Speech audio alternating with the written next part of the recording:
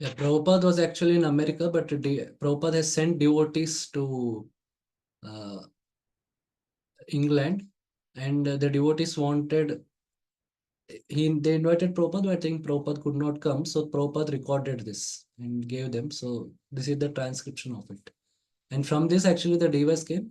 But the origin of this concept was there in Tattva Sandarbha by Sri Jiva Goswami, in which he actually describes about different pramanas and establishes how Shabda Praman is the topmost, and among Shabda Praman in Vedas, and in Vedas how Bhagavatam is the topmost. That is the root. Okay. Prabhuji, you can read from the first paragraph, ladies and gentlemen. Yes, Prabhu. Introduction, Teachings of Vedas. Okay. Delivered as a lecture by His Divine Grace A.C. Bhaktivedanta Swami Prabhupada on October 6, 1969 at Conway Hall, London, England. Are you able to hear me, Prabhu? Yes, Prabhuji, fine. Please proceed. Ladies and gentlemen, today's subject matter is the teachings of the Vedas. What are the Vedas? The Sanskrit verbal root of the Veda can be interpreted variously, but the purport is finally one. Veda means knowledge. Any knowledge you accept is Veda. For the teachings of the Vedas are the original knowledge. In the condensed state, our knowledge is subjected to many deficiencies. The difference between a conditioned soul and a liberated soul is that the conditioned soul has four kinds of defects. The first defect is that he must commit mistakes. For example, in our country, Mahatma Gandhi was considered to be a very great personality, but he committed many mistakes. Even at the last stage of his life, his assistant warned Mahatma Gandhi, "Don't go to the New Delhi meeting. I have some friends and I have heard there is a danger." But he didn't hear. He persisted in going and was killed. Even great personalities like Mahatma Gandhi, President Kennedy, there are so many of them, make mistakes. To err is human. This is one defect of the conditioned soul. Yeah, so these are documented things. Means it's not Prabhupada is just speaking something out of the blue. That yeah, indeed they got some intelligence reports, but still they they took risk, and because of that they got killed. Yes, bro, you can read the next. Another defect, to be illusioned. Illusion means to accept something which is not. Maya. Maya means what is not. Everyone is accepting the body as the self. If I ask you what you are, you will say, I am Mr. John, I am a rich man, I am this, I am that. All these are bodily identifications. But you are not this body. This is illusion. Yeah, then yeah, you can read. Continue. The third defect is the cheating propensity. Everyone has the propensity to cheat others. Although a person is fool number one, he poses himself as very intelligent. Although it is already pointed out that he is in illusion and makes mistakes, he will theorize. I think this is this, but he does not even know his own position. He writes books of philosophy, although he is defective. That Yeah. is his disease. That Yeah. is cheating. Yes. Next. Yeah, read. Lastly, our senses are imperfect. We are very proud of our eyes. Often, someone will challenge, "Can you show me God?" But do you have the eyes to see God? You will never see if you haven't the eyes. If immediately the room becomes dark, you cannot even see your hands. So, what power do you have to see? We cannot, therefore, accept knowledge Veda with these imperfect senses. With all these deficiencies in conditioned life, we cannot give perfect knowledge to anyone, nor are we ourselves perfect. Therefore, we accept the Vedas as they are. Okay, thank you. Yeah.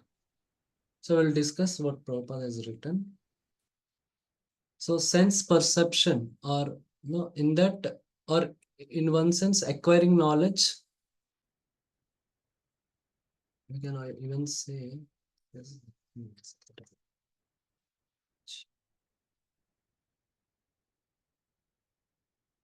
knowledge.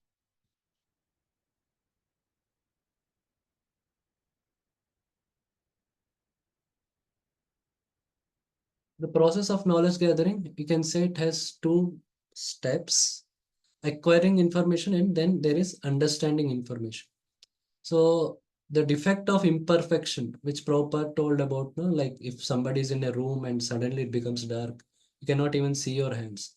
So that is imperfection. So that is associated with acquiring information. But understanding information is these three defects like illusion, mistake, and cheating propensity are associated. So this is the process. So first there is knower. Knower is called pramata. Knowledge is called prameya. Information is called prama, and the process of acquiring knowledge is called pramana. So if we see, let's say we are seeing something. If we are, so the information, like let's say we are taking darshan. So the deities, the image means that is information, and our eyes are the medium through which we are receiving that information. That is pramana. Then the knowledge. So then our intelligence says, okay, these are the deities. So then the knowledge is acquired, and the one who is acquiring the knowledge is called pramata, is the atma. So, so this is the technical uh, terms involved in the process of acquiring knowledge. So if a pramana is defective, means the knowledge acquired through that pramana is defective, becomes defective. So pratyaksha pramana means it's a direct sense perception. Oh, yeah. Okay, now we'll discuss what are these defects one by one. So first, we will go from the imperfection from the last as Prabhupada described. So uh, first we'll start with imperfection. So imperfection means inability to receive the information itself properly. Means it is the problem in the first stage. So like as Prabhupada gave this example, I cannot see in the darkness. Then for ear also there is an audible range 20 hertz to 20 kilohertz. But if it is there is ultrasonic and there is infrasonic. So there are also ultrasonic waves, especially in the sea they communicate through that. But our ears cannot hear that. So that way there are limitations in how much we can the knowledge we can know through our senses. So that way our senses are not perfect. There is also an example of in ninth canto of Srimad Bhagavatam about the Prince Prashadara, who is son of King Shraddadeva. So he was guarding um, the farm where cows are there. So it was night and it was raining also very heavily, and it was Amavasya, so there is no light. And suddenly the farm is near the forest. So from the forest, one tiger has come, and all the cow became afraid, and they were running here and there.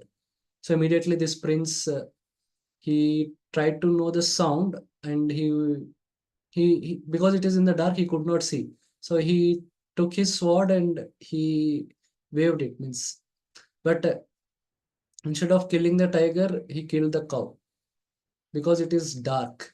So but when the cow got killed, the tiger became afraid and it ran away. So then later the story continues, like how he was cursed and that one. But basically because of the darkness of being Amavasya and it is everywhere rainy and all, he could not see properly. Then the comes defect of illusion. Illusion is understanding the information wrongly or unable to understand because of complexity of information. So if we must have studied in our physics that not the refraction. If we keep pencil in the glass of water, then we see that the pencil gets bent. It is because of a phenomenon called refraction. But the pencil actually does not get bent. But if a small child sees it, the child may think the pencil got bent. So that is illusion. Then there is Brahma Vimohan Leela, where Brahma also got illusion that he thought that Krishna is a normal human being. So that is Brahman only. Then the mistakes, the information may be easy to interpret, but our intelligence may not be proper. So we interpret the information wrong way. Like we may forget the names of people. Like instead of some, we may call someone with some another name and all. So this is all mistakes. then then there is cheating propensity, where the information is understood with a wrong intention. Like people lie as witnesses in the court. They lie so that they're bribed, so that they lie and to favor a particular victim, etc. Let's take the example of Ram, Sugriv, and Vali. Now consider Lord Ram as a normal, means we see everyone as a human being. So now Sugriva and Vali, they look alike because they are twins. That's why Ram is not able to identify. So that is the defect of illusion, because the information is little complex. So it's difficult to make out. Now let's say now Sugriva wore the garland. Now they both are again fighting, but in the course of fighting, generally, na, they move at a very fast speed and all. Now Ram is aiming to hit Vali, but the arrow by mistake it hits Sugriva, because they are rotating at a fast speed. So that is a mistake. That is a mistake. That is mistake. It's not illusion, but it is mistake, because he could not calculate it and exactly aim it. Then there is cheating. We are assuming, let's say Ram is a human being. So Ram wanted to hit Sugriva instead of Vali purposefully. So if he is hitting, then that is like cheating propensity. So from this example, I hope these are clear. These four mistakes, four defects. Next comes is Anuman Praman, where it is logically inferring. Like from a known fact, we infer some knowledge. So fact is, this is an example. The fact is, wherever there is a smoke, there is fire. So now we are near a mountain and we are seeing that smoke is coming. So it is natural to conclude that there is fire on the mountain. But it can be possible, no? That the fire might have got exhausted, but smoke can still be there. Like if you see, if you have participated in yajna at time of initiation or something, the fire after the yajna also there will be still smoke there, because after the fire also there will be, for some time the smoke still persists. So that way Anuman Praman can be defective. And similarly we see we know from Ramayana of Dashrath Maharaj shooting Shravan Kumar. He thought that he heard the sound of some drinking water. He thought it is an elephant, but actually it is a human being. So he has that skill called Shabdaberi Vidya and all. But he guessed it wrong. So it became wrong. So that way. Similarly, as Prabhupada also told about Mahatma Gandhi, and these are all Anuman Pramans. Okay. Yeah. Prabhupada also gave about people thinking themselves as body, etc. Okay. Now, we know this incident of Duryodhana at Maya Sabha, like when he is invited and he gets mistakes. So first instance, what happens? He thinks the covered pond to be an open pond, and he is about to enter. Then he saw it is actually covered. And the second instance, he assumes that there are many ponds in the garden or something. So he assumes that all ponds are covered. And he again goes and steps on the pond, but it is open and he falls. So which is example of what can someone say? The first instance is example of which Praman, and second instance is example of which Praman? First is illusion. No, yeah, correct. But which Praman? We have discussed two Pramanas, Pratyaksha and Anuman. Anuman, Prabhuji? Anuman. No. Pratyaksha. Yeah, first is Pratyaksha. Pratyaksha. How second? Second is Anuman. Yeah. So yeah, correct. So first is Pratyaksha because he just observing things and he understood it that way. Generally, a pond in our remembrance is open. So he assumed like that. So in that way, it is Pratyaksha Praman. But in second instance, because based on the knowledge of the first experience, no, that the first pond is closed, he thought all ponds are closed in that place. So that way. Yeah. Okay. Pro, can you read now? You may call. Yes, Prabhu. Yeah. So from this PPT, I had to read, Prabhu, which example of what? No, you may call the Vedas Hindu. Okay. Yeah. Yeah, sorry.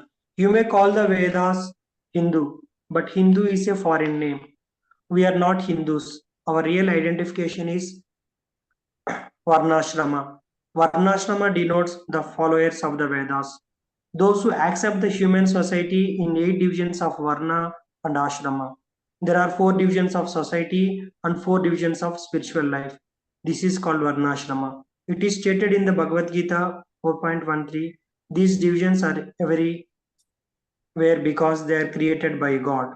The divisions of society are Brahmana, Kshatriya, Vaishya, Sudra. Brahmana refers to the very intelligent class of men, those who know what is Brahman. Similarly, the Kshatriyas, the administration group, are the next intelligent class of men. Then the Vaishyas, the mercantile group. These natural classifications are found everywhere. This is the Vedic principle, and we accept it. Vedic principles are accepted as axiomatic truth, for there cannot be any mistake. That is acceptance. For instance, in India, cow dung is accepted as pure, and yet cow dung is the stool of an animal.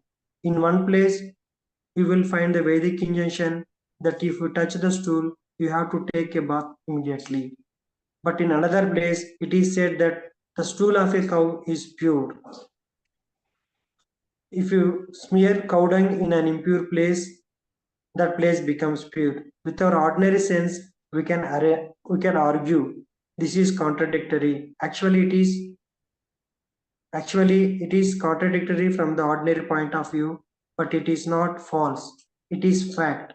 In Calcutta, a very prominent scientist and doctor analyzed cow dung and found that it contains all antiseptic properties. Okay. Thank you. So in these two paragraphs, Prabhupada is giving some evidences of how the Vedas are, very authentic and how the Vedas are helpful. So the first he told about Varnashrama, how we can even see in today the 4 Varnas. So if you take example of a company, some of you may be working in a company. So there is a R&D group, which is somewhat analogous to Brahmanas, similar to Brahmanas, you can say. And then there is a management group consisting of the CEO, CFO, these kind of people. So it is the team leaders, and so it is similar to Kshatriya class. So then there is a sales team and a customer service team, all these things. So that is similar to Vaishya. And then there are like people who maintain the campus and all, who are working in the. So that is similar. That is similar to the Shudra class.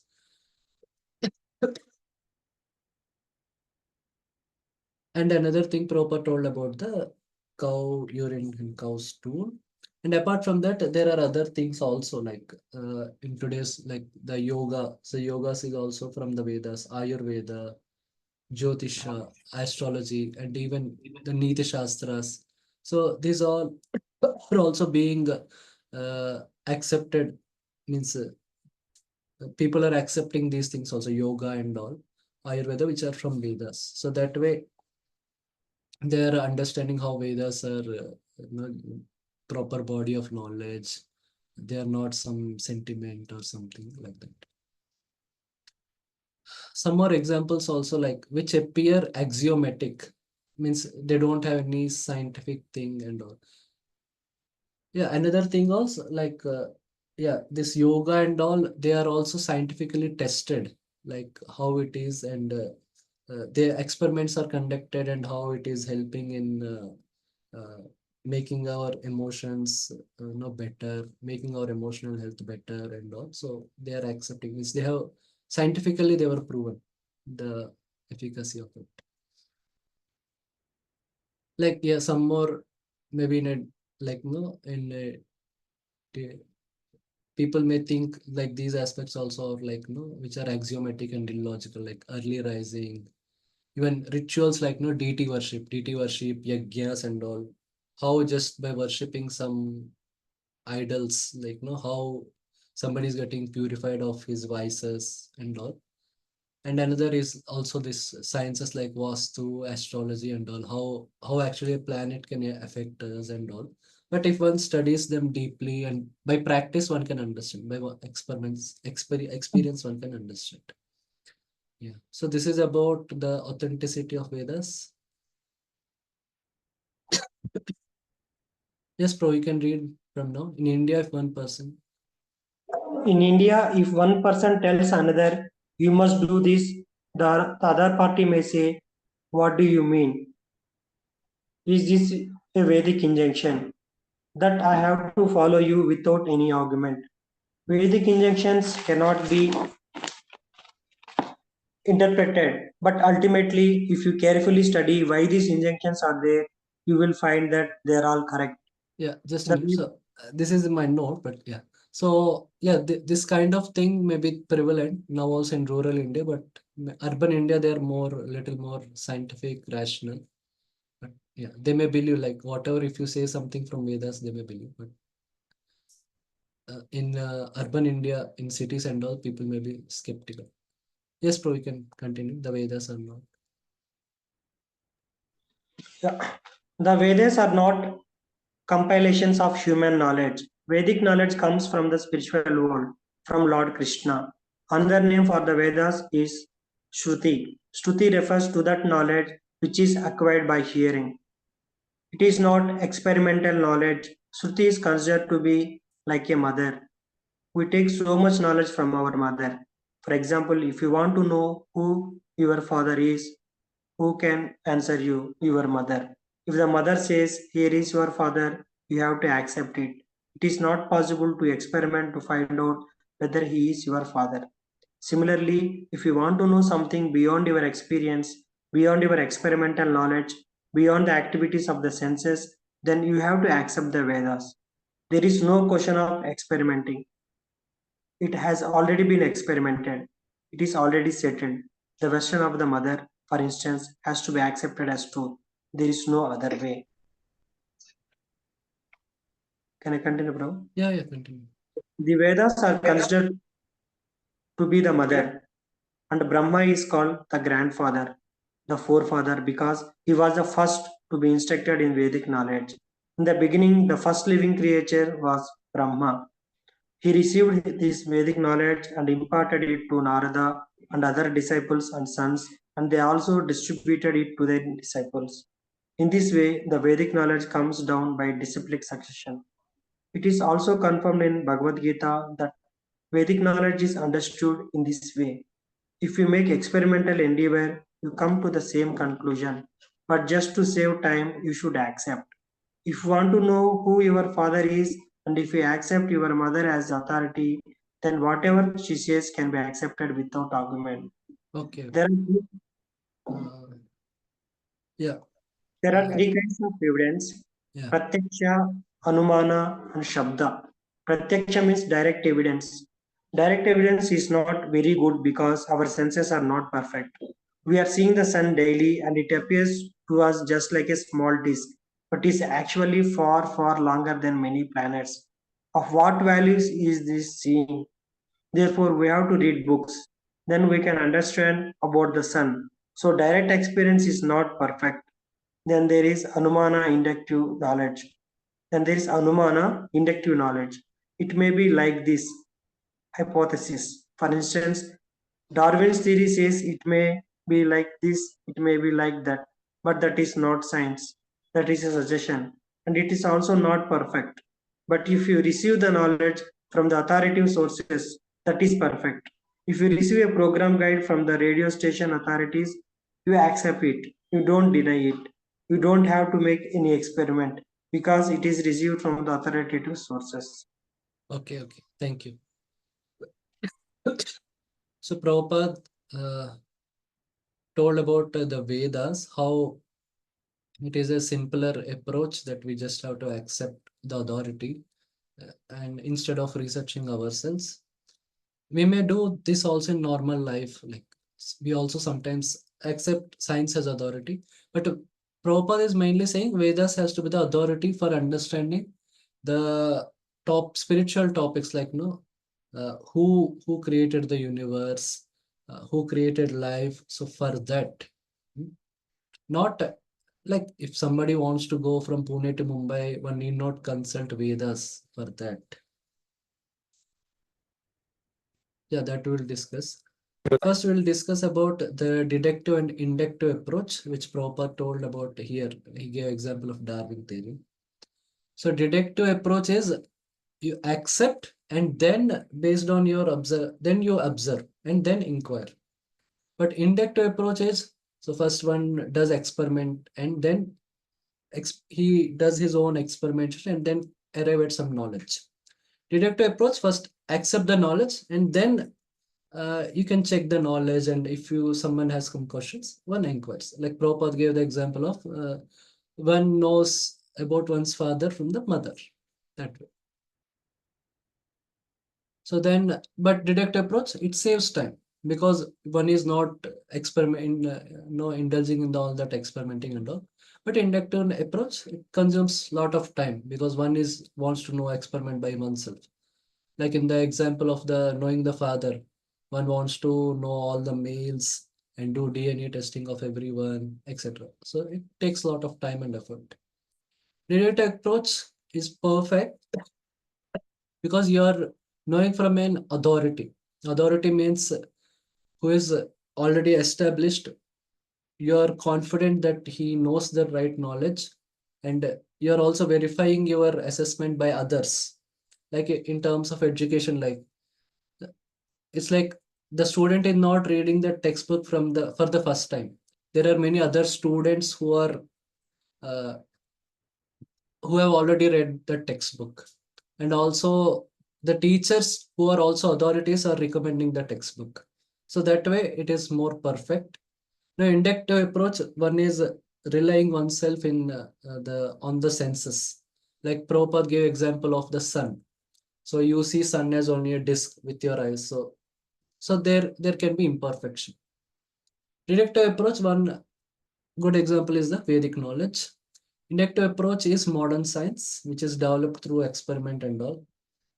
Deductive approach is best or especially important for things which are beyond the purview of science, like spirituality, psychology, etc. But inductive approach is also needed times, like let's say recently the corona has come in 2020 and 21. So for that vaccine and all, one has to rely on the experimentation and all. But yeah, I think few months back there are some issues with the particular corona vaccine. There were some serious side effects, etc. So like this, recently there is some news like lung cancer, they have discovered some vaccine. So for inductive approach is also needed, but it will not work, especially for things like in terms of metaphysical things like spirit, who is God, who is the origin of creation, what is the purpose of life. So that things it will not work. So Prabhupada told three things about Vedas. Vedas are perfect pramana. Vedas are time tested. It's not like we are first knowing, but many sages have uh, followed the knowledge of Vedas and perfected their life, got a lot of benefit in their life. So it's time tested, and accepting Vedic knowledge saves time. Yes, bro, you can read. So I think it has come. Yeah, you can read Yes, Vedic knowledge. yes. Vedic knowledge is called Shabda Pramana. Another name is Shruti. Shruti means that this knowledge has to be received simply by oral reception. The Vedas instructs that in order to understand transcendental knowledge, we have to hear from the authority. Transcendental knowledge is knowledge from beyond this universe. Within this universe is material knowledge, and beyond this universe is transcendental knowledge. We cannot even go to the end of the universe. So, how can we go to the spiritual world? Thus, to acquire full knowledge is impossible. There is a spiritual sky, there is another nature which is beyond manifestations and non manifestations. But how will you know that there is a sky where the planets and inhabitants are eternal? All this knowledge is there, but how will you make experiments? It is not possible. Therefore, you have to take the assistance of the Vedas. This is called Vedic knowledge. In our Yeah. Krishna conscious movement, Bro, just a minute. Yeah, I'll explain then. Yeah. So so here, especially Prabhupada is telling that the Vedic knowledge is very much important for knowing things that are beyond the material knowledge, like about what is beyond this universe, how this or universe has been created, what is the purpose of this universe. These things, for this, the transcendental knowledge it is there. Because if you say one has to hear from authority, somebody may say science is also an authority. But science cannot be an authority for these things, for transcendental knowledge. Science can be an authority for material knowledge, like we are using the smartphones and all different things. Like, yeah, if you got some fever, how to get rid of the fever, you can consult science. That is not a problem. But for these questions, we should science cannot be an authority. So that's what even many scientists also accept the limitations of science and the scientific instruments, etc. Yeah, so theories of evolution, these are like observations. Like they saw the men also, the humans also have some uh, organs which are responsible for making the tail, but humans are not using. But apes have tail. So they concluded that humans have come from apes, like that. So logically they concluded, but they don't have evidence for that because no one has seen till now that how uh, a human being evolved and a ape becoming a human being. So these are all, there is no evidences for that. And this creation of universes also, earlier there was a big bang theory, and now earlier there was a steady state theory, now there is a big bang theory. So these things also keep on changing, and these things cannot be experimented, like especially the questions like origin of universe and origin of life, they cannot be experimented. So for that we need an authority, and science cannot be that authority because science is based on pratyaksha praman and anuman praman. So we need shabda praman, which is beyond our pratyaksha praman and shabda praman, pratyaksha praman and anuman praman. So that's why we need Vedas. And because Vedas come from Krishna, so that yeah, that point we will discuss here. Or,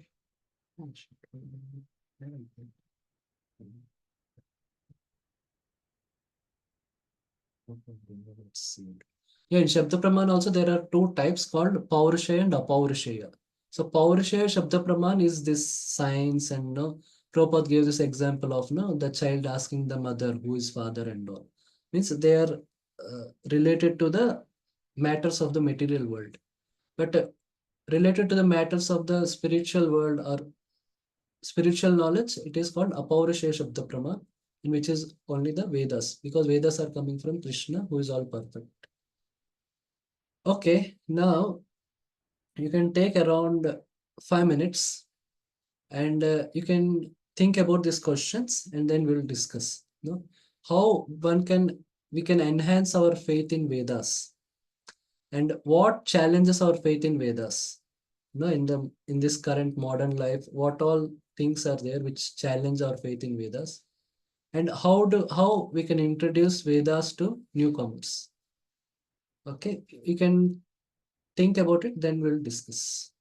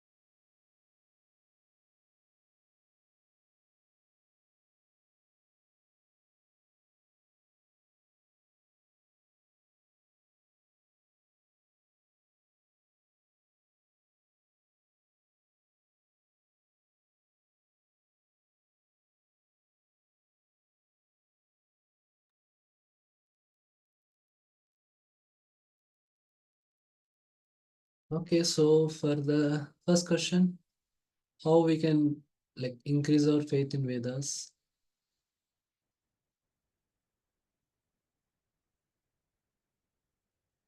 Someone wants to answer? Can raise hand.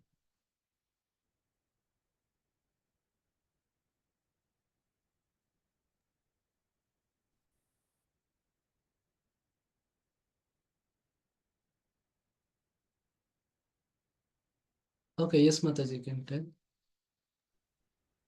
In Krishna conscious movement, we accept the knowledge from higher authority, and Okay. in Krishna conscious movement, we accept Krishna as the higher authority. So, Krishna himself says in Bhagavad Gita that Vedic knowledge, Mhm. Vedas are perfect. Okay. Then we can, by reading just Bhagavad Okay, Gita, yes. we can, yes, Okay. we can enhance our Yes, faith. yes, yes. Okay, yeah. So this is good. Yeah, this will help. Okay. Anyone else?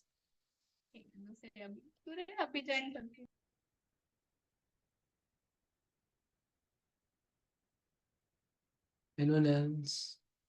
Yes, Mataji can tell. Yes, Priya Mataji. By associating pure devotees, observing things Yeah. Yeah. which we have read, and we see things Yes, yes, yes. Very nice one. read. Yes, thank you. Yes. Okay, thank you. Yeah, like Vedas talk about the modes of material nature in Bhagavad Gita, which we can also, practically we can understand also. So that is one thing. And also by associating with those who have more faith in Vedas. Yes, very good. Thank you. Thank you. Okay. So now for the second question, what challenges our faith in Vedas? Like, what are the obstacles one may face in believing in Vedas? Someone wants to answer?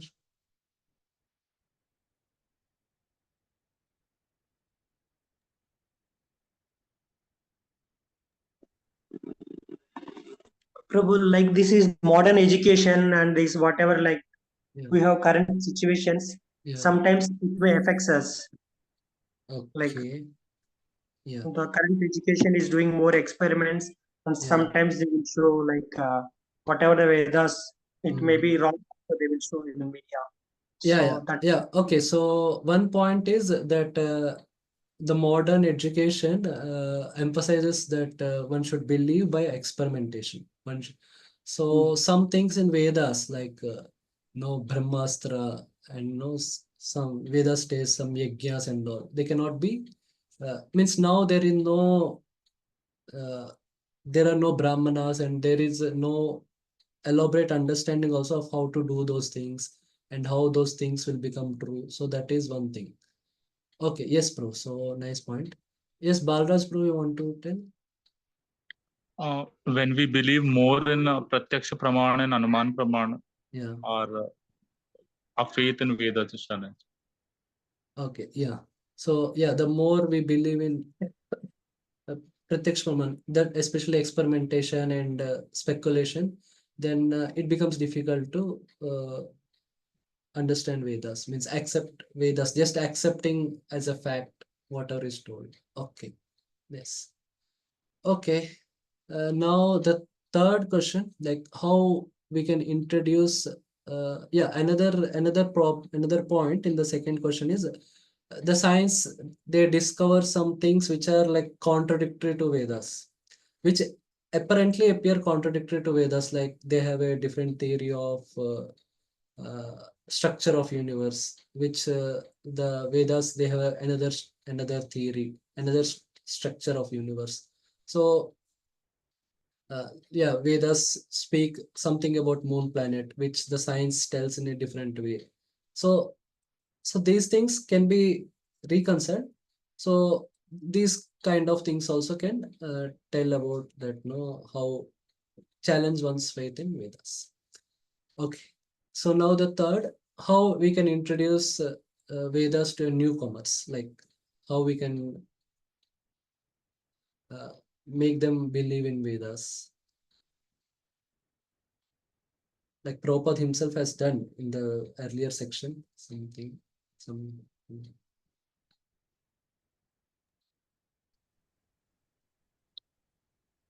Yeah, by telling about the 4 defects that we have and the 4 and the pramanas that we have, the 3 types of pramanas. We can introduce Vedas. Yeah. Okay. Yeah. So that is one way. Okay. Some more. Anyone else wants to try? Yeah, by distributing our Srila Prabhupada books, we have Science of Self-Realization and the Bhagavad Gita. Okay. There is some spiritual education to them by giving so they can understand. Yeah. So another point is we can systematically show how Vedas are very systematic. Generally, something is systematic is accepted as something that can be possibly authentic. So Vedas are systematic and scientific. So that is one way. Yes, someone else wants to add something?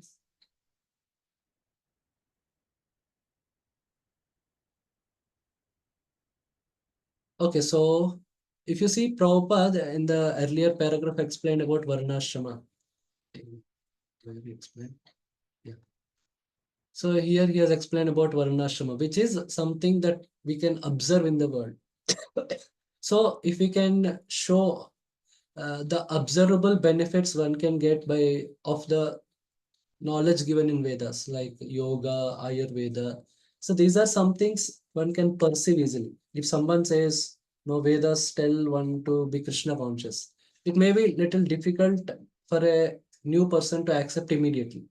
But if one tells about all this Vedas, this no Ayurveda, yoga, and also some things, the science, which science told, which also Vedas were telling about, no, already there is Vedic mathematics. These were all there from old, very old things. There is also description of gravitational science in Vedas. So this is one way one can introduce new people to Vedas. And another is presenting the Vedic knowledge in a very scientific, logical way. Means Vedic knowledge is also logical. It's not like it is forced upon one, but one can also question and there is logic and all. So these are some ways one can accept, one can introduce. Okay. Proji, can read now in our Krishna conscious movement. Yes, Prabhu. Or we can give chance to some other devotees also, like what you suggested. I prefer maybe it's better is like one day one devotee can read Okay, Prabhu. throughout Thank you. that maybe. Okay. Tomorrow someone else can also read that. Okay. Okay. In our Krishna consciousness movement, we are accepting knowledge from the highest authority. Highest authority, Krishna. Krishna is accepted as the highest authority by all classes of men. I am speaking first of the 2 classes of transcendentalists. One class of transcendentalists is called impersonalistic Mayavadi. They are generally known as Vedantists, led by Shankaracharya. And there is another class of transcendentalists called Vaishnavas, like Ramanujacharya, Madhvacharya, Vishnu Swami.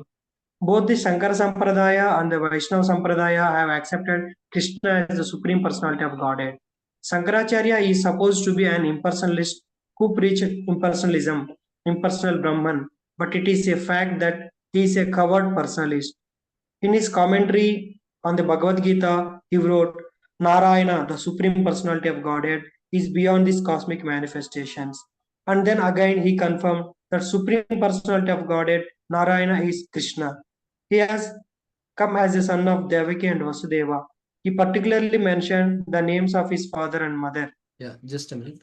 Yeah, so Shankaracharya mentions this as he mentions writes as Narayana Paro Avyakta, which means Narayana, the Supreme Personality of Godhead, is beyond this cosmic manifestation, which Prabhupada is quoting. Then Shankaracharya mentions, writes this shloka in his Gita Mahatmya, which also Prabhupada mentions in his introduction to Bhagavad Gita. Ekam Shastram Devaki Putra Gitam, Eko Deva Devaki Putra Eva, Eko Mantras Tasya Namani Yani, Karmapi Ekam Tasya Devasya Seva. So here he is mentioning is the son of Devaki. In other shlokas, he must have mentioned the name of Vasudev.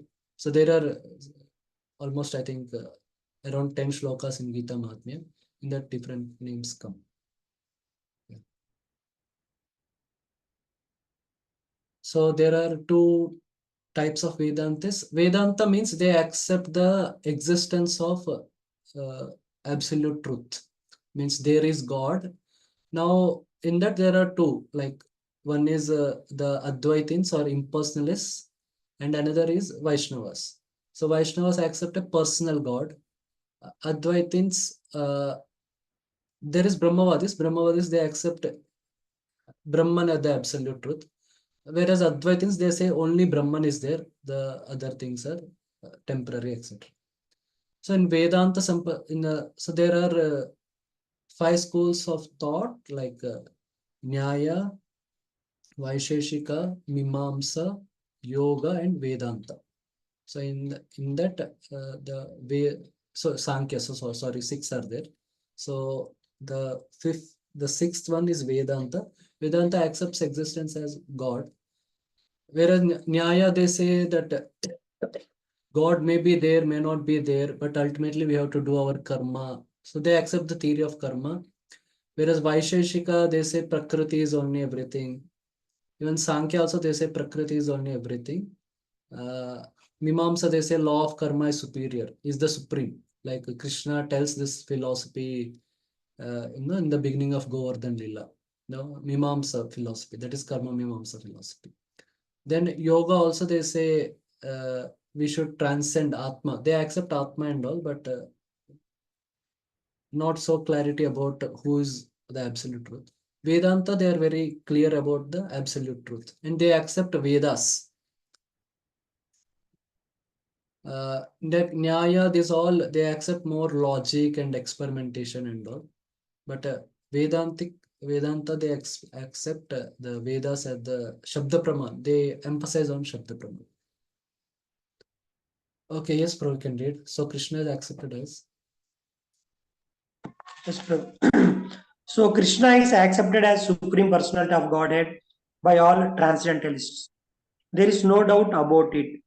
Our source of knowledge in Krishna consciousness is the Bhagavad Gita, which comes directly from Krishna. We have published the Bhagavad Gita as it is because we accept Krishna as he is speaking without any interpretation. That is Vedic knowledge. Since the Vedic knowledge is pure, we accept it. Whatever Krishna says, we accept. That is Krishna consciousness. That saves much time. If you accept the right authority or source of knowledge, then you save much time. For example, there are 2 systems of knowledge in the material world, inductive and deductive. From deductive, we accept that man is mortal. Your father says man is mortal. Your sister says man is mortal. Everyone says man is mortal. But you do not experiment. You accept it as a fact that man is mortal. If you want to research to find out whether man is mortal, you have to study each and every man, and you may come to think that there may be some man who is not dying, but you have not seen him yet. So in this way, your research will never be finished. In Sanskrit, this process is called aroha, the ascending process. If you want to attain knowledge by any personal endeavor, by exercising your imperfect senses, you will never come to the right conclusion. That is not possible. Yeah, thank you. So Prabhupada is saying Krishna is all perfect. Means Krishna is God, means all perfect. So Krishna is called all attractor. So God is only all attractor. So Krishna is God. So Krishna is all perfect. So the Vedic knowledge has come from Krishna. So that's why it is perfect knowledge. And Prabhupada has told about how the Vedic knowledge is avaroha paranta. So it is deductive knowledge. It is a descending process. So by experimenting, it is called aroha paranta, which is difficult. We have studied earlier, compared the deductive approach and the inductive approach. So, but someone may say, no, the Vedas are written by humans. And there is also a description that Vedavyas has written the Vedas. So Vedas have come from God, but they are transmitted in sound. So that's why Prabhupada has told it is called Shruti. And they are put into writing by Vyasadeva at the beginning of Kali Yuga.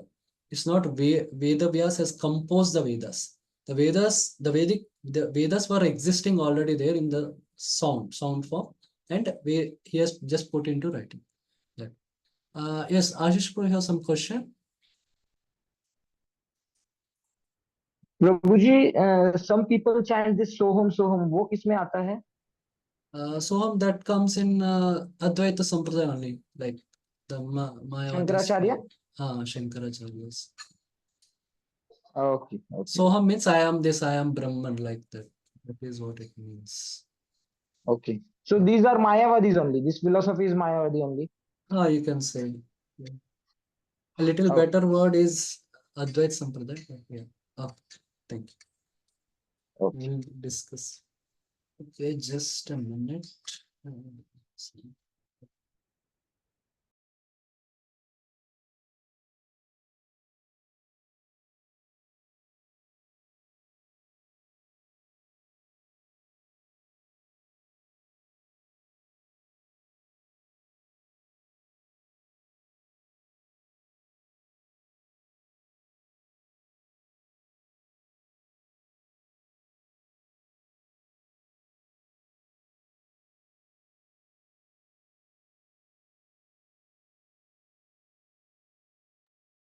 Okay. Yeah. So it's not that Vedas are written by some sages or not. So the Vedas are originating from Krishna only, but they are put into writing by Vyasadeva. And in the Vedas also there are names of many sages. No, there are conversations of this Muni talking to that other Muni, like that.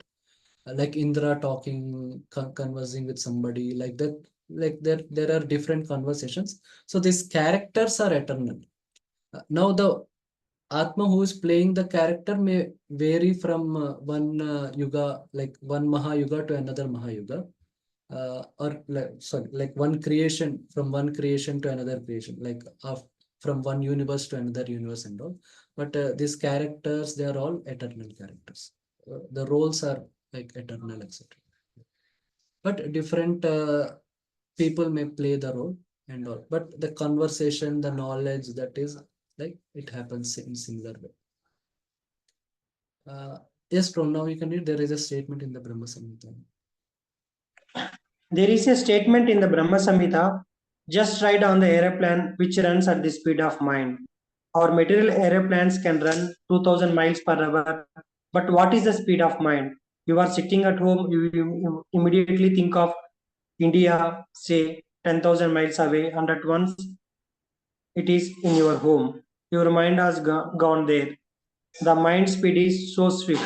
Therefore, it is stated, if you travel at this speed for millions of years, you will find that the spiritual sky is unlimited. It is not possible even to approach it. Therefore, the Vedic injunction is that one must approach the word compulsory is used a bona fide spiritual master, a guru. And what is the qualification of a spiritual master? He is one who has rightly heard the Vedic message from the right source, and he must practically be firmly established in Brahman. These are the two qualities, otherwise he is not bona fide. Yeah. Okay, nice. So now Prabhupada is talking about how to receive Vedic knowledge. So one has to receive from a guru. Yeah, somebody may say from logically we can conclude that the existence of God. Yes, that is there. That is there also in Nyaya tradition, and also that is there in Christian philosophers. It is called as natural theology, where there is cosmological argument, which means everything has some origin in the world. So which means the entire creation also must have some origin. So means everything, if we trace something origin, like this is what we discuss in the Discover Yourself first session. I think now also it is first. Yeah, like can a scientist believe in God? Like everything has come from, is manufactured by somebody. So the universe is also manufactured by someone. And then there is artistry, design. So somebody must have arranged it. They give example of periodic table, and also these all things also must be arranged. Like if we see the government is arranging the traffic, everything. So similarly, there must be somebody arranging all the elements in the periodic table, like that. So like this, these arguments are there. They are there even in the Vedic tradition in Nyaya philosophy. like even the karma, like who is giving us the results of karma? So somebody must be giving. So like that, there are there. But these things can only indicate the existence of God, but they cannot prove.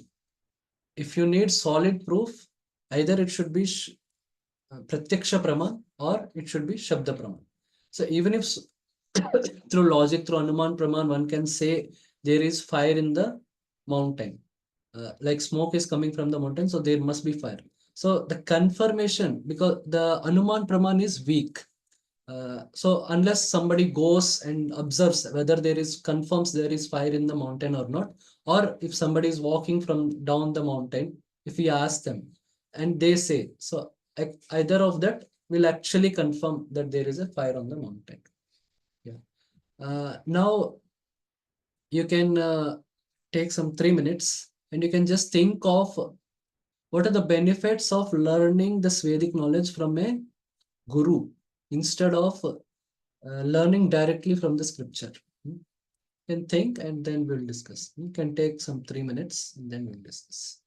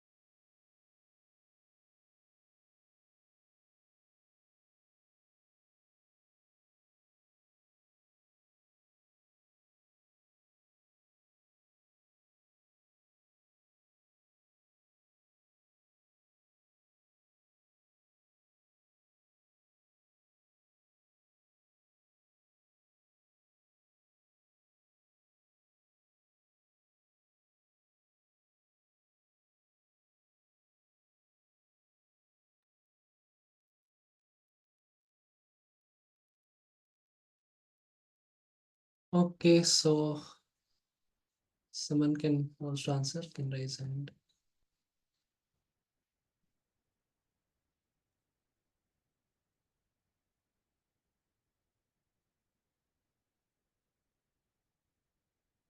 Yes, over there. Hare Krishna. Because there are the two things here. Just a minute. The I'll tell. Okay, first Mahadev Keshav Prabhu can answer. Because Prabhuji, the Guru has listened this knowledge from his Guru, Okay. and like in parampara, the knowledge is coming as a pure Hmm. one thing. And another thing Yeah, has, one point you can tell. We'll hear from other. Okay. okay, Yeah, thank you. because first is Guru has understood the knowledge, so he can explain to us, and he can help us understand it. Very good. Nice point. Yeah. Ashish Prabhu. Uh, the main point is to understand from Guru Parampara is that it is pure. It is not mental concoction of anyone. Yeah, so the Guru has heard from his Guru. It is coming in a tradition. So there is no interpretation, personal interpretation. So that is one important thing. Otherwise, if one just analyzes the scripture logically, one may get different interpretations, and it may not be correct. Yes, good. Thank you. Yes, Priya Mataji.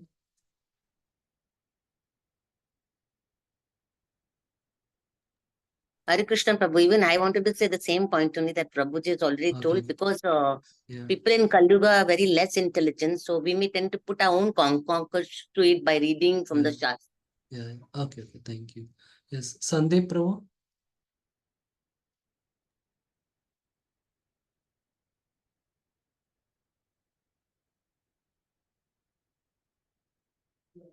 Okay. Yes. Now we have to. Okay. Balraj Prabhu. Yeah, the Guru Parampara starts from Krishna, who is the Yeah. creator of the Vedas. Yeah. Yes. This is also a nice point, because the Guru Parampara also is actually started by Krishna. Means the author of the scripture only has given this parampara, so that is more bona fide. It is coming in the history, means it is coming in an uninterpreted way. That is one point. Another point is it is started from the Krishna, who himself, from whom the Vedas have come. Yes. Yes, Sharyu Mataji. If we read scriptures, Prabhuji, we read it by our own perceptions. Yeah. And if we acquire the knowledge from our Guru, Yeah. then our Guru can get that knowledge from his Guru. Yeah. Then it is by Guru Shishya Parampara only. Yeah. Then that is more perfect. Yeah. More perfect. But Yes. Yes. perceptions. Yes. Yes. Thank you. Thank you. Thank you. Okay. So very. Yes, Rajpati Gopinath Prabhu, you want to tell? Hare Krishna Prabhu. Sriji Lata Devda. Yeah. Yes. Yes, Mata. You can do. Prabhu, actually, as Krishna mentions, the very important, he is a guru, whoever Vaishnava, he is a devotee Yeah. of the Lord. Yeah. So he adds his realizations Yeah. to the Shastras. Yes. Yes. Suppose Yes. our Prabhupada, Yeah. if he is not there, like Yeah. Shastras are not mentioned, you should not take coffee and tea, Yeah. you should not watch the TV. But Yeah. Acharya is the one Yeah. who teaches as per time, place, circumstances, Yes. which Yes. is Yes. not in mentioned in the Shastras also. Yeah. Yeah. Correct. Correct. Thank you. Thank you. Yeah. Like Shastras, they cannot explain everything. Like how to apply Shastra, we need Guru. And yeah, like intoxication, Shastra says, but what is that intoxication in the current age? So which should be avoided. That for that we need Guru. Correct. Thank you. And Yeah. Shastras also need some purity to understand and to experience. So Yes. that also Guru is needed to teach, because he himself has experienced. He's a devotee, so Yeah. that's why he can't change Yeah. the Shastras of Krishna. So that Yes. is the Yes. main thing. If Yeah. somebody is not a devotee, he can Yeah. be envious or change something. So Yeah. our acharyas are devotees. So Yeah. know the Krishna heart. Sometimes no, Krishna can explain in the Karma Yoga perspective also, because of Yeah. Yeah. general public. But Yeah. Acharya is the one what Mm. Krishna means in devotional aspect of the Yeah. same thing. Yeah. So That's good. yeah, Thank you. Thank you. Thank you, Mataji. Very nice. Thank you. Yeah. Yeah, of course, here we are most focusing on the generic sense, but yes, in devotional sense, that is very correct.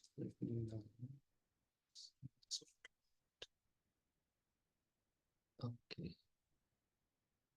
Yeah, it is told in one Subhashita, Aneka Shastram Bahu Veditavyam Alpasya Kalo Bahavasya Vigna.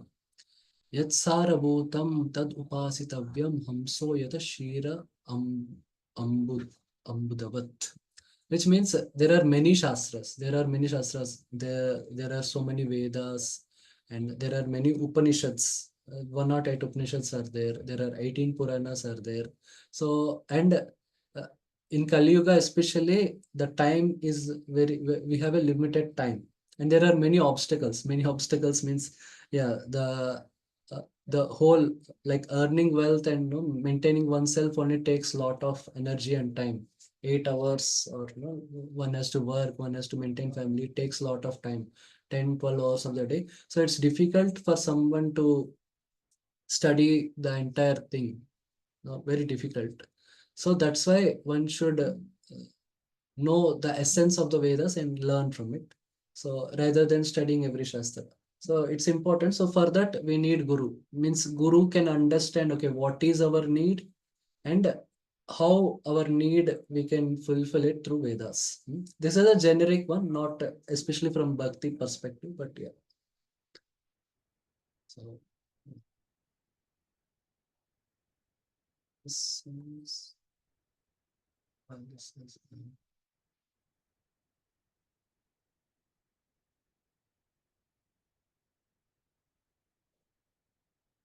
is there.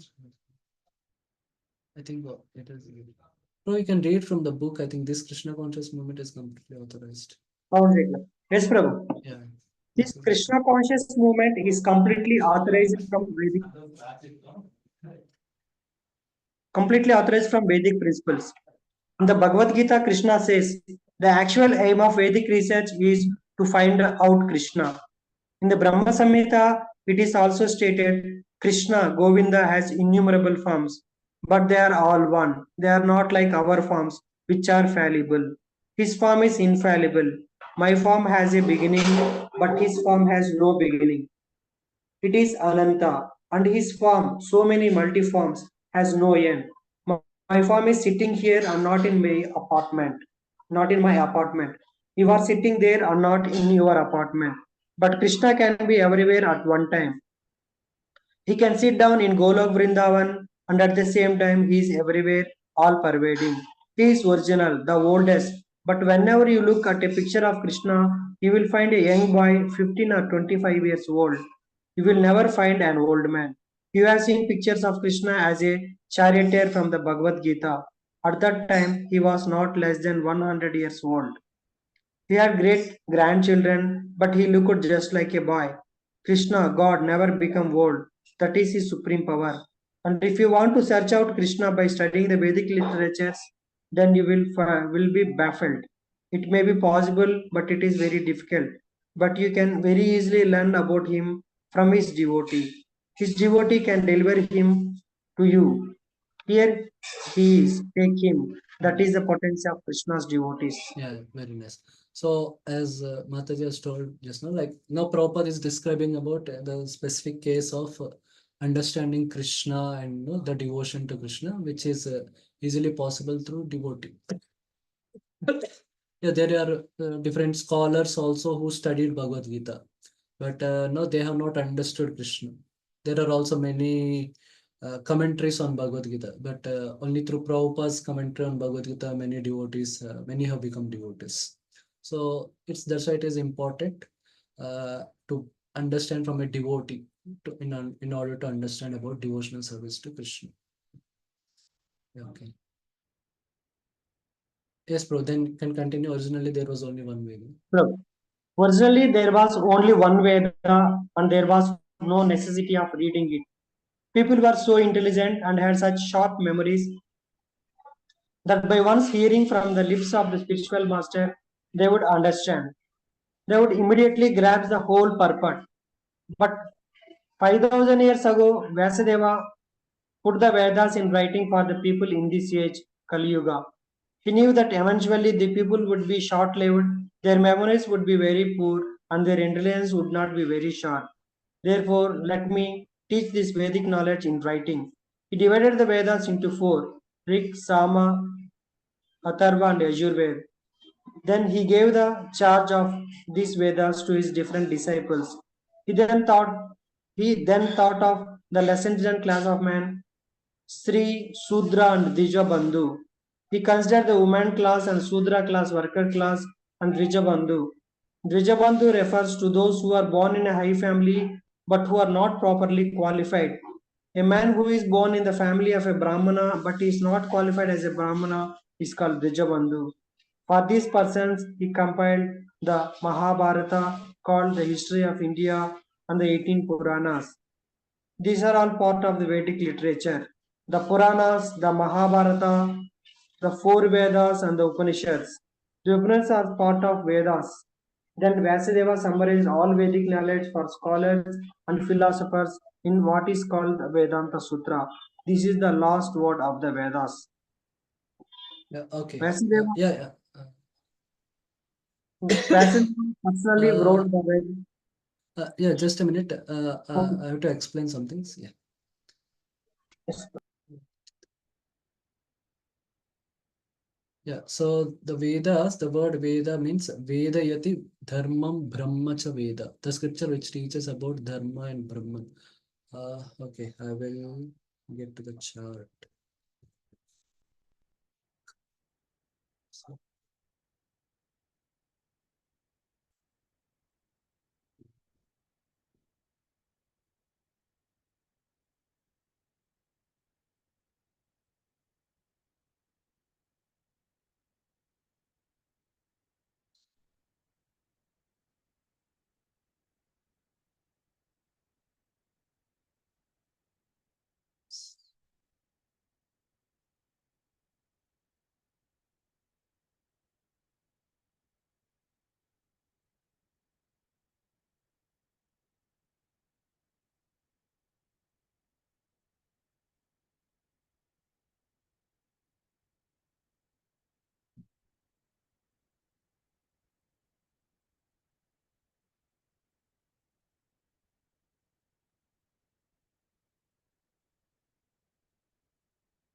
yeah, I hope now it's clear. Yeah, so the entire Vedic knowledge, it is divided into Shruti and Smriti. Shruti is that which has come from directly from Krishna. Means Krishna has revealed it and it is put into writing by Vyasadeva. And Smriti means it is compiled by different sages like Manu Smriti, Manu Samhita. These are all like compiled by like different sages like Parashara Smriti, like that. Like that, there are different things. Vidura Niti, like that, different things are there. So in the Vedas, there are four Vedas: Rig Veda, Yajur Veda, Sama Veda, and Atharva Veda. So Rig Veda talks about invocation of the demigods. And Yajurveda talks about how to perform yajna, like the mantras of yajna and the yajna vidhi and all. And Samaveda is like glorification of demigods. And Atharva Veda is about rules of what should be done, what should not be done for different varnas, ashramas, like those things.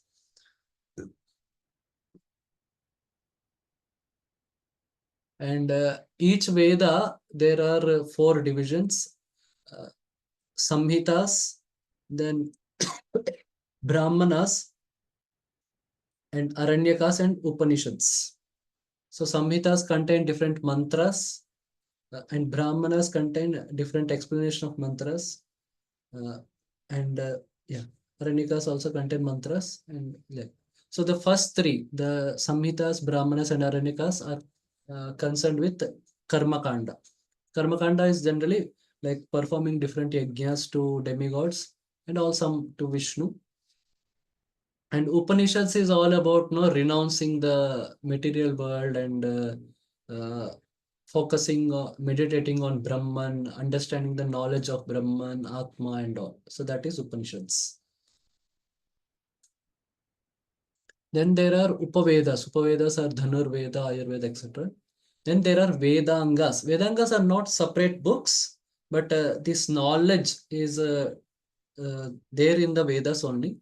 But this knowledge is very essential for understanding the Vedas. Like kalpa means the way to perform different rituals. Like we have some deity worship, like some mudras, yantras and all. So similarly, their kalpa means they contain all these kind of things, like how to make the yajna arena, how to prepare for yajna, all these things. Then there is siksha, pronunciation. Then there is vyakarana, grammar. Then there is nirukta. Nirukta means dictionary, that meanings of different words. Then there is chandas, like how mantras have to be chanted in different meters. Then there is Jyotisha, it's astronomy and time calculation, like how to keep muhurta for a yajna and all those things. Which type of muhurta has to be kept for which yajna, all these things are there in the Vedas. So this is all about Shruti, which means this knowledge has directly come from God, Krishna. Now there is Smriti, which are different types, like so there is Shauta Shastras, Gruhya Shastras, Dharma Shastras, and all these things. Then, like Manu Samhita is a Shruti, a Smriti. Yeah. Tantras, like Pancharatra books are written by Tantras. Then there is Pancharatra. Yeah, the books of Pancharatra, like Hari Bhakti Vilas, you can say is a Pancharatra book. Then Puranas, especially Jiva Goswami says Puranas are also Shruti. But in general, the general Vedic scholars, they consider Puranas as Smriti. But Jiva Goswami, he quotes references from Vedas itself and says how Puranas are Smriti. Like Itihasas come in, example is Mahabharat, Ramayana, so they are Itihasas. Then there is six darshans are, as just before mentioned, Sankhya, Yoga, Vaisheshika, Nyaya, Mimamsa and Vedanta. So these are all there. And Vedavyas has written all this. After he has put into writing all these things, then he has written what is called as Vedanta Sutra. Vedanta Sutra is a very complex philosophical text. Like this, it is just means the whole Vedic knowledge is just summarized into sutras. Like Atato Brahma Jigyasa Janmadhyasya Yataha Shastra Yonitvat Tat Samanvayat. Like this, there are different sutras. So these sutras are very essential to understand to understand the meaning of Upanishads. So that's why Vedavyas has written. Yeah, like Prabhupada told, like the Vedas are very difficult for the classes of the fourth class and the other classes like women, and Prabhupada mentioned some names. So it may be little difficult for them to understand. So Prabhupada told he has compiled Mahabharata. So Mahabharata also, this dharma, like the meaning of Veda we described is the scripture which teaches about dharma and Brahman. So that description is there even in Mahabharata. So that way it is there. Yes, bro, you can read. Vyasadeva personally wrote the Vedanta Sutra. Vyasadeva personally wrote the Vedanta Sutra under instructions of Narada, his Guru Maharaja, spiritual master, but still he was not satisfied. That is a long story described in Srimad Bhagavatam. Vedavasya was not very satisfied even after compiling many Puranas and Upanishads, and even after writing the Vedanta Sutra. Then his spiritual master Narada instructed him, you explain the Vedanta Sutra. Vedanta means ultimate knowledge, and the ultimate knowledge is Krishna. Krishna says that throughout all the Vedas, one has to understand him. Vedanta Krit Vedavit Eva Chaham. Krishna says, I am the compiler of the Vedanta Sutra and I am the knower of the Vedas. Therefore, the ultimate objective is Krishna. That is explained in all the Vaishnava commentaries on Vedanta philosophy. We Gaudiya Vaishnavas have our commentary on Vedanta philosophy called Govinda Bhashya by Baladeva Vidya Bhushana. Similarly, Ramanujacharya has a commentary and Madhvacharya has one. The version of Shankaracharya is not the only commentary. There are many Vedanta commentaries, but because the Vaishnavas did not present the first Vedanta commentary, people are under the wrong impression that Shankaracharya is the only Vedanta commentary. Besides that, Vyasadeva himself wrote the perfect Vedanta commentary. Srimad Bhagavatam. Srimad Bhagavatam begins with the first words of the Vedanta Sutra, Janmadasya Ataha, and that Janmadasya Ataha is fully explained in Srimad Bhagavatam. The Vedanta Sutra simply hints that what is Brahman, the absolute truth. The absolute truth is that from whom everything emanates. This is a summary, but it is explained in detail in Srimad Bhagavatam. If everything is emanating from the absolute truth, then what is the nature of the absolute truth? That is explained in Srimad Bhagavatam. The absolute truth must be consciousness. He is self-vigilant. Swarat. We develop our consciousness and knowledge by receiving knowledge from others. But for him, it is said that he is self-effulgent. The whole summary of Vedic knowledge is the Vedanta Sutra, and the Vedanta Sutra is explained by the writer himself in Srimad Bhagavatam. We finally request those who are actually after Vedic knowledge to try to understand the explanation of all Vedic knowledge from Srimad Bhagavatam and the Bhagavad Gita. Yeah, thank you. So after that, so Vyasadeva wrote this Vedanta Sutra, which is like the summary of the entire Vedic knowledge. But he himself is not satisfied. This is described in the Bhagavatam, that conversation between Vyasadeva and Narad Muni. So that is there. So then Narad Muni instructed him to compile Srimad Bhagavatam. So in that way, so this is one of the points which Sri Jiva Goswami mentions in Tattva Sandarbha, that so that way Srimad Bhagavatam is the explanation of Vedanta Sutra. But it is not like a verse by verse explanation. So there are two, like no, there is line by line explanation, but there is also Bhavanuvad, means like Prabhupada wrote Nectar of Devotion, but it is a Bhavanuvad in one sense. It's not like Prabhupada translated verse by verse everything with meanings and all. Prabhupada explained it also in some way. Prabhupada like summarized also the Nectar of Devotion, means Bhakti Rasamrit Sindhu. He translated also verse by verse, but it is also summarized. Like, yeah, you can say Krishna book. Krishna book is not like a translation of verse by verse of 10th canto. That is more appropriate. It is summary. So same thing, like the message is same only in Vedanta Sutra and Srimad Bhagavatam. But Srimad Bhagavatam is not exactly like a no verse by verse explanation of Vedanta Sutra. But the meaning or how the meaning is conveyed through Srimad Bhagavatam. So for that, Prabhupada has given, took the example of the first verse of Srimad Bhagavatam, Janmadhyasya Yata. So in that he told how the nature of the absolute truth is being described. Like how the different qualities like of his consciousness is fully swarat and all this was described. So that is one thing. But there are commentaries of Vedanta Sutra which explains every sutra and all.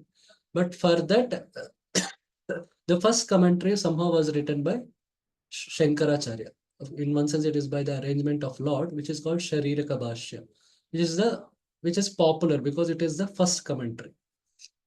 But later, the commentaries are also written by Ramanujacharya, which is called Sri Bhashya. Then Madhvacharya wrote, which is called Purna Pragya Bhashya. Then Baladev Vidyabhushan also wrote, which is called Govinda Bhashya. So in that way, what Prabhupada summarizes is, if one studies Srimad Bhagavatam and Bhagavad Gita, so all the explanation of Vedic knowledge, the essence of Vedic knowledge one can understand. Okay, now, we will see what is Prasthanatrayi. The Prasthanatrayi it's a tradition started by Sripad Shankaracharya. So there is Shruti Prasthan, which consists of the 10 principal Upanishads.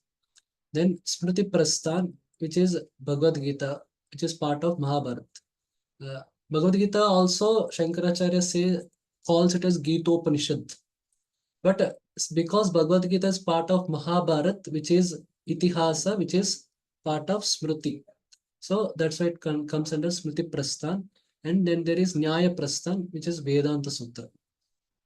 The Shankaracharya has commented on all these three things: Shruti Prasthan, Smriti Prasthan, and Nyaya Prasthan. So after that, it has become a standard that whichever sampradaya, if it has to be bona fide, then one has to comment on all these three things. Like Ramanujacharya has written his commentary on Bhagavad Gita and Vedanta Sutra, and the successive acharyas have commented on the Upanishads. And Madhvacharya himself has written on all the commentaries on Vedanta Sutra, Bhagavad Gita, and Upanishads. So in our tradition, initially, Bhagavad Gita was first commented by Sri Vishwanath Chakravarti Thakur. Then Vedanta Sutra, Baldev Vidyabhushan has commented. He also commented on the 10 principal Upanishads, but somehow, unfortunately, they were lost.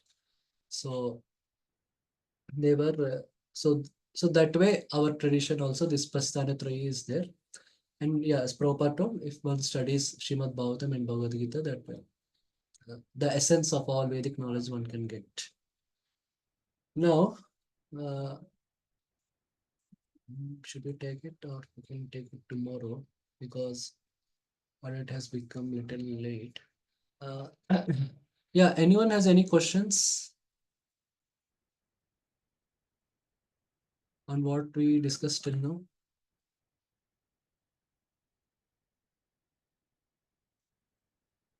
Okay. Okay, if no one has any questions, tomorrow we will discuss about the Ishopanishad, what are Upanishads, and some introduction about Ishopanishad, and we will take the invocation verse. Like today we have discussed about the introduction, so in which Prabhupada first talks about Pratyaksha Praman, Anuman Praman, and the defects of them. So the defects of imperfection, then the defects of illusion, then the defects of mistakes, the defects of cheating. And then Prabhupada contrasts the deductive approach versus inductive approach. So inductive approach is the science, Aroha Pantha, and the deductive approach is Avaroha Pantha, which is the Vedas. Then Prabhupada tells about how Vedas, we see Varnashrama, we can see in the world, and how, so these things are, we can see in the world. So that way, Vedic knowledge, how it is relevant to this world and all.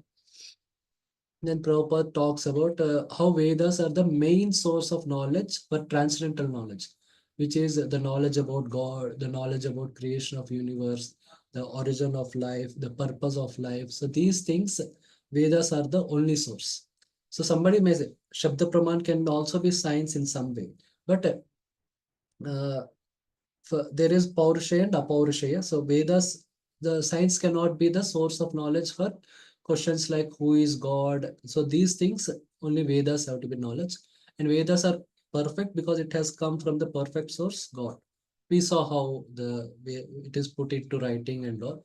So then Prabhupada says, we are taking knowledge from Bhagavad Gita and all, which is coming directly from Krishna. That's why our Sampradaya is authentic and all. Then Prabhupada tells about how initially Vyasadeva has written the Vedas, then Upanishads, Puranas. We saw the division, no? Shruti and Smriti, and then the different things under each thing. And then Vyasadeva wrote Mahabharat. Then finally Vyasadeva wrote Vedanta Sutra, but he is not satisfied, so he wrote Srimad Bhagavatam, which is like the Bhavanuvad of Vedanta Sutra, which is like commentary of Vyasadeva on Vedanta Sutra. But also the other, every Vaishnava tradition has their own commentaries apart from the Shankaracharya. So we saw this Prasthanatraya. Okay. Okay. So I want to know, is it possible we can start class from 11:30, because every Saturday, Sunday I am busy till 10:30, so I need some time for preparation. Can have from 11:30 to 1:30. Is it okay, or only for this unit?